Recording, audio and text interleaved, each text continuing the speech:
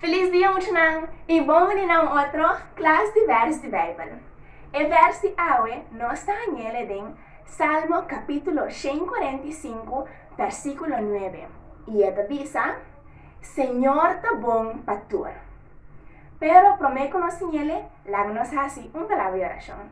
Y nos Teresa, nos está tocando cielo, Señor, ayúdanos para nos por el verso hoy y que la practiquemos durante la semana. Esta es mi oración, de nombre de Cristo Jesús. Amén. El verso hoy, de manera siempre, nos va a enseñar pida. Me devisa un pida, después vos a repetir y nos queda así, te ora con nuestro sabio. Señor, tá bom para tu. Vamos a hacer un día más. Señor, tá bom para tu. Last ya. Señor, tá bom para tu. Y nos está en Salmo capítulo 145, versículo 9. Agora, nós vamos repetir o verso junto com o capítulo para depois nos vai com o movimento alemão. Salmo capítulo 145, versículo 9 diz a nós, Senhor tá bom para tu. Agora é o tempo para movimento alemão. El movimiento en alemán está sumamente simple.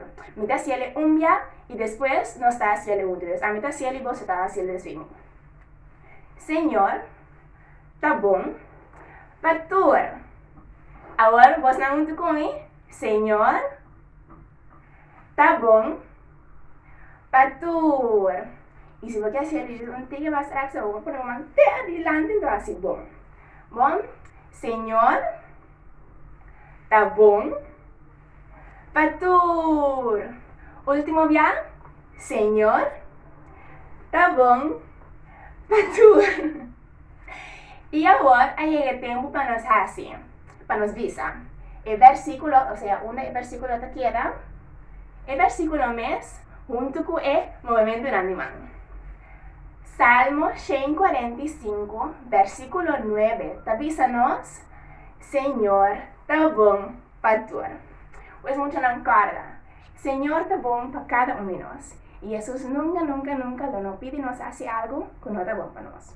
Pues se haga más corda para obedecer. De próximo día.